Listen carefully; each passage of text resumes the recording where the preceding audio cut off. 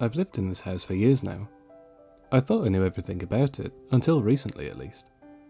Now I don't know what to think at all. It all started 2 days ago. I'd been doing some renovation work in our garden. Our house is at the top of a hill, so our garden is on a bit of a slope. In itself, this isn't an issue, but since having kids, it's been a bit of a hazard to them. We don't want them to fall from the top and hurt themselves as they roll down. Plus it's hard for them to play when everything rolls away from them, so I'd resolved to flatten it into 2 levels. They could play outside to their heart's content without fear of tripping and rolling all the way to the bottom of the garden. I knew it was a big undertaking. Our garden wasn't exactly small, but if it was for my kids' happiness, then it would be worth it. Shovel in hand and fueled by a sense of determination, I started the back-breaking work of moving the soil. I put on my favourite podcast and got to work. It was taxing, and my muscles ached. Periodically I would check the time on my phone, expecting hours to have passed, only to find it had been 10 minutes since I last checked. It didn't help that we were in a heatwave either, the harsh rays of the sun battering my back and shoulders as I moved shovel after shovel of earth. I was tired, sore and thirsty, but I was happy with the progress I was making. It was finally beginning to take shape. I was making great progress and the majority of the garden was getting flatter. It was all looking good. I stopped for a while, allowing myself to have a small break and a snack, admiring my work. Pleased with my progress, and slightly more rested, I pressed on, eager to complete as much of my labour as possible before the sun set. As I drove my shovel into a large mound of soil in front of me, the tip stopped dead with a dull, muffled thunk. Not another rock, I thought to myself, irritated. The soil in the garden had been full of them. Small things, but embedded firmly into the soil. They broke apart easily enough after you hit them a few times, but sometimes it was easier to just dig underneath them and rip them out. Aiming my shovel slightly lower, I forced it into the earth again. I was met with the same resistance and dull thunking sound as before. It was an odd sound, almost a hollow echo, but it was very dull. I was confused now. This couldn't be a rock. It had to be over a foot long. It didn't sound like the clanging of metal on rock that I'd heard several times already today.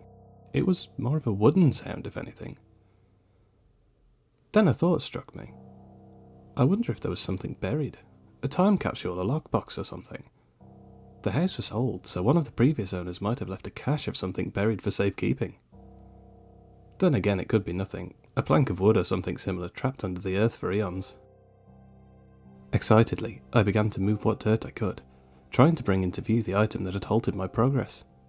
I imagined a chest with cast iron bindings, like in the stories about pirates and knights. As the earth began to fall away, with each shovelful I removed, I could see the top of what looked like a large, flat piece of wood. Excitement welled up in me. It was thick, like oak, stained a dark brown colour by the slick mud that covered its surface. Tapping the shovel against this exposed surface, I could hear the same hollow sound, less muffled this time. Frantically clearing the remaining soil away, I was met with the most peculiar sight. My excitement immediately vanished, replaced by a sense of hesitancy. The obstacle that had blocked my progress was a door. A small, ornate wooden door, about 3 feet tall and 2 feet wide. It was thick, made from oak as I'd suspected before, bound in iron. It looked heavy despite its small size. Adorning its front were strange carvings, odd patterns that seemed to have no rhyme or reason to them. The craftsmanship was amazing. It looked antique.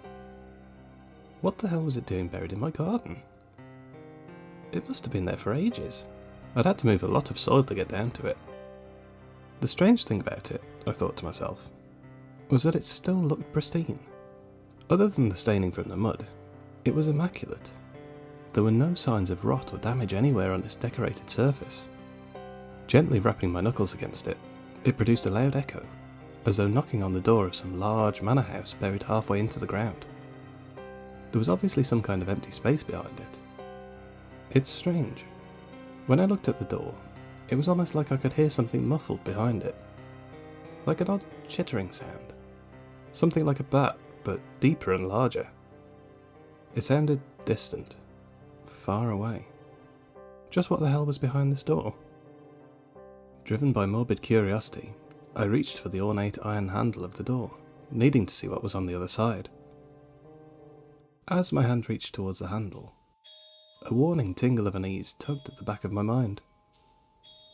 I shook this off, my hand clasping around the cold, wet iron, and, with great effort, I heaved the small door open. I was nearly knocked off my feet. The stench that hit me when the door opened was like nothing I'd ever experienced before. It smelt as though I'd opened the lid of a dumpster that had been left sealed for decades. The smell of rot was strong, as though it had been fermenting down there. I turned away, retching. Covering my nose to avoid the stench, I could now clearly see what lay behind the door. It was a tunnel, a very old, narrow tunnel, lined with thick grey bricks of odd sizes. It narrowed to the point where I speculated that I would only be able to fit my head and shoulders through. What the hell was this? There was a tunnel in my back garden. I don't remember any records showing this on the surveys that were done before we bought the house. It should just be plain earth for miles. I wonder how long this has been here for. I glanced back at the tunnel. Something about that gaping maw made my stomach churn. I'm not sure if it was the smell, or if it was the way that it seemed to swallow the light like the mouth of some horrific nightmare. It made me feel claustrophobic just looking at it. That nagging sense of unease in the back of my brain was getting stronger and stronger, as though the primal part of my brain was screaming at me to get away. My eyes flicked over something that made the hairs on my neck stand on end.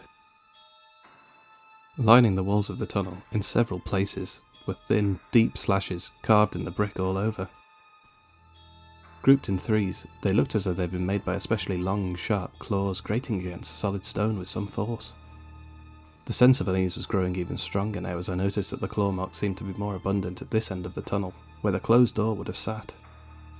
With a growing fear, I leaned around the door, inspecting the back of the thick oaken barrier. It looked like whatever had made the marks on the tunnel walls had been violently attacking the back of the door. There was a deep depression in the centre, where the wood had been ripped away. I shuddered, thinking about what could have done that. Images of a horrific monster viciously trying to dig its way out filled my mind. As I was staring, mortified, at the back of the door, I was acutely aware of how dark it was getting. The sun was beginning to set beneath the hills behind me, making the near impenetrable darkness of the tunnel feel even more oppressive. With a knot in my stomach, I also realised just how quiet it was. Our house was on a hill that backed over a small patch of wasteland separating us from the nearby builder's yard. There were all sorts of creatures that lived in that overgrowth, so the air was always full of the sounds of animals.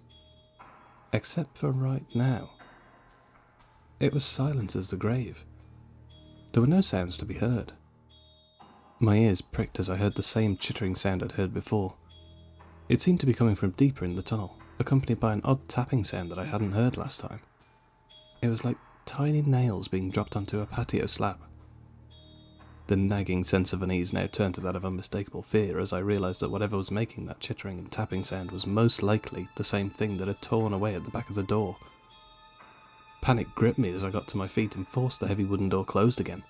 All the while that chittering was getting louder and louder. I ran to the house, not wanting to find out the cause of that terrible chittering.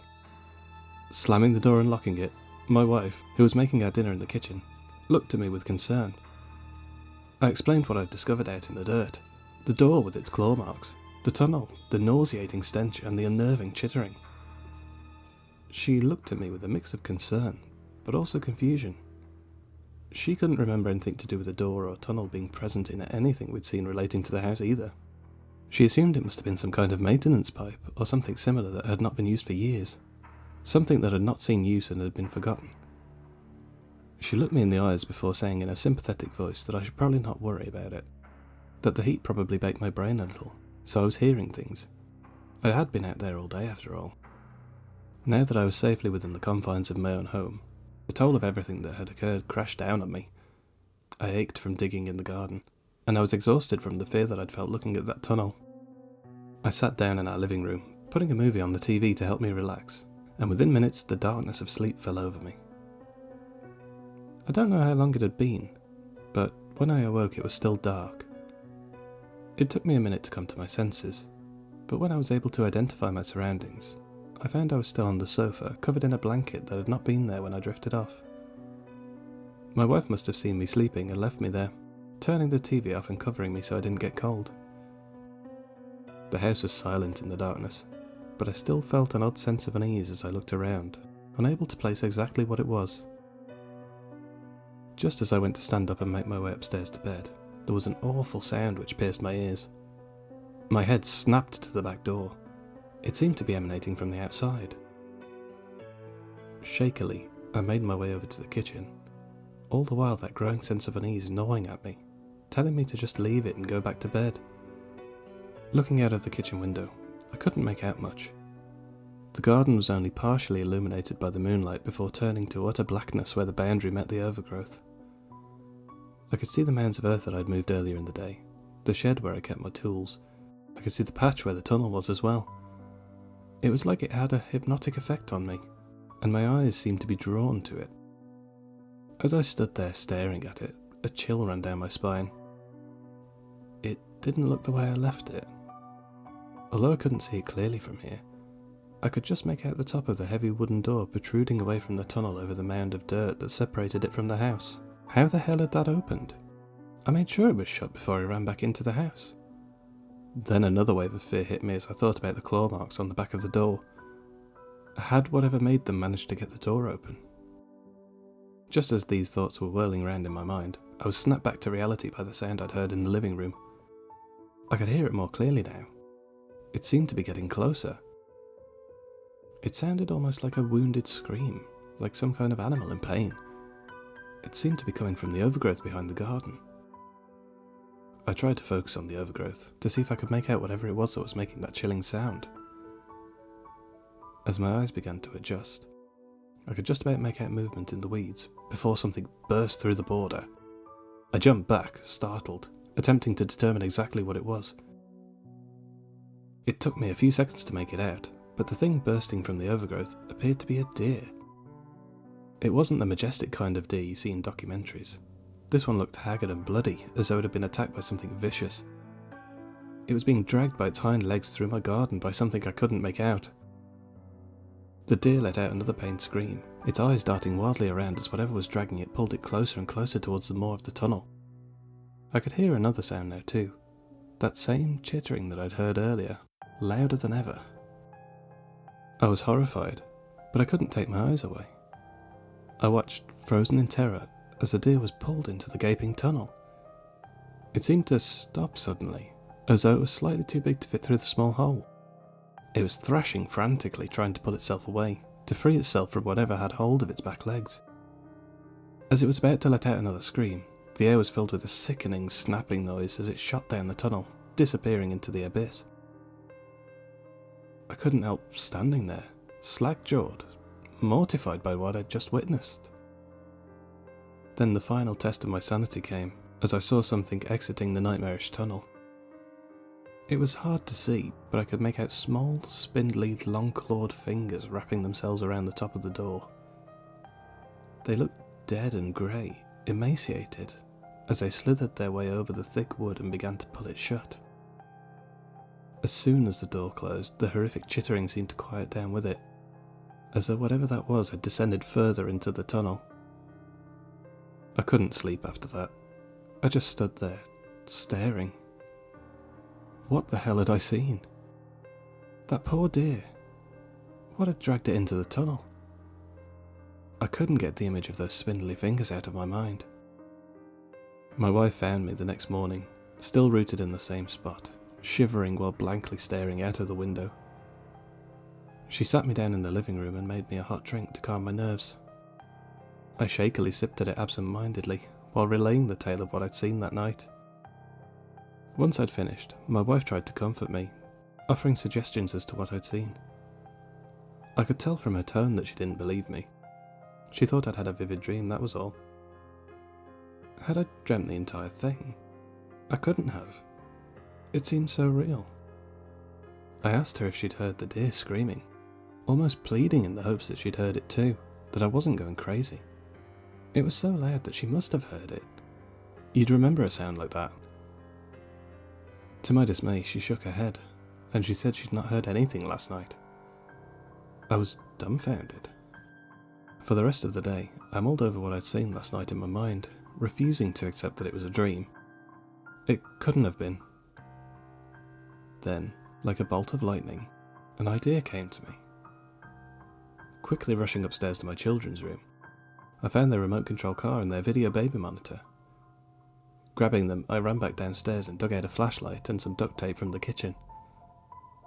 I strapped the baby monitor and flashlight to the remote control car, the camera facing forward.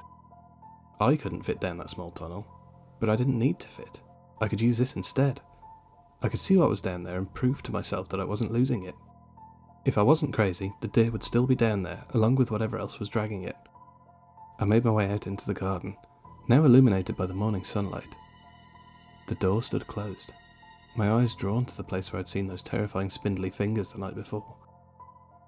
The door was firmly back in place, the same as I'd left it the night before. That noxious stench filled my lungs again as I forced the door back open to reveal the dark abyss that it concealed. A chill ran down my spine as I remembered the deer, frantically attempting to pull itself free from whatever was dragging it. I could see scuff marks in the dirt in front of the tunnel, and fresh dragging marks leading further in. I set the car down at the entrance to the tunnel, then loaded the baby monitor app on my phone. The screen sprang into life, showing me the same gaping darkness that I could see in front of me. Clicking the flashlight on, the tunnel illuminated slightly, but I was still unable to see the end from the camera. With a deep breath and a feeling of apprehension, I commanded the car to move forwards with the control, all the while keeping a constant eye on the feed on my phone. I watched tentatively as the car moved further and further into the tunnel before eventually disappearing from sight. Looking at the screen, I could see the same brick walls, all containing several claw marks, just like the brick near the entrance. I held my breath as the car continued onwards. It seemed to carry on for ages, going further and further down into this strange black tunnel. The feed started to become distorted slightly as the car continued, pushing the end of its range. I don't know how far it had gone, but suddenly the feed seemed to move frantically, showing spinning images from inside the tunnel. It took me a moment to realise that the car must have fallen down a hole in the bricks. Taking a second to orient myself with the images that I was seeing in the feed, I could make out some kind of black resin-looking substance, covering what I assumed was the walls and ceiling. It didn't look like a natural substance. It looked almost web-like, coating everything I could see. As I squinted at the distorted feed, I could see things poking out of it, strange, pale white protrusions hanging down from the ceiling. There were several of them, in a long line, like a gnarled skeletal hand spreading its fingers wide. There was a brief moment of clarity in the feed, the images coming through stronger and clearer, and I could now clearly see what was in front of my makeshift camera. I was horrified at the sight before me. My blood ran cold. Those stalactites hanging from what I thought was the ceiling were actually a skeletal ribcage. As the car had fallen, it must have landed upside down. I couldn't tell because of the interference. Looking at the ribs, they seemed to have been picked clean, a shining white in that sea of black webbing. I could make out something else at the other end too. It looked like it could possibly be an antler. As I leaned in close to my phone to get a better look, the feed cut off suddenly, leaving only the reflection of my face on the now dark screen of the phone. A message, "Unable to connect," flashed on the screen. Then I felt my legs go numb as a sound emanated from inside the tunnel. That chittering, scraping noise that I'd heard before, and it was getting louder. That primal fear emerged in my brain again. I couldn't let whatever this thing was get out. If it could drag a deer back into that lair, it could certainly drag me, my wife or my kids down there. Terrified for my family's safety, I did the only thing I could think to do. I threw my weight against the old wooden door, slamming it as hard as I could into the hole. All the while I could hear the chittering and tapping echoing around the walls of the tunnel, getting closer. I grabbed my shovel that I'd left in a mound of soil nearby and began to hurl the earth at the door as quickly as I could. I don't know how long I was there for, reburying that door in its malevolent contents. I wasn't paying attention to my surroundings. I wasn't paying attention to anything other than making sure there was enough earth between me and that thing that it would never be able to get out. I could still hear the chittering, coming from below the mound of dirt, as well as a soft thud, as though something had slammed into that ornate door at full speed. They were muffled, but I could still hear them. By the time my wife came to check on me and my progress in the garden, I'd covered that thing in a mound taller than myself, taking soil from other areas in the garden to add to my makeshift barrier. When she asked what I was doing, confused and slightly annoyed, I explained about the baby monitor and what I'd seen on the feed. Much to my dismay, she rolled her eyes as she thought I was making it up. She turned and walked back into the house, yelling over her shoulder that she was going to get a professional in. I didn't care, to be honest. All I cared about was making sure that whatever was down there never saw the light of day. A slight sense of relief washed over me as I gazed upon the mound I'd made. There was no way it was getting out of that. Try as I might over the next few days, I couldn't shake thoughts about the door from my mind. I still had no idea what was down there. I don't think I wanted to know. But there was a part of me, the curious part, that wished I had some kind of explanation. I couldn't talk to my wife about it. She seemed annoyed at the entire thing, thinking that I was suffering from some kind of delusion or heat-related sickness that was making me hallucinate. While it was odd that she hadn't seen or heard any of the noises, I was convinced what I'd seen was real. It was too vivid to be a hallucination. What's worse is that I swear that, for the last 2 nights, I've heard a strange scraping noise coming from the floors downstairs. It sounds muffled, but unmistakably like something sharp being dragged along stone. Sometimes I swear I can hear that same horrible chittering too, getting closer each night. I don't know what to think anymore. Am I going mad?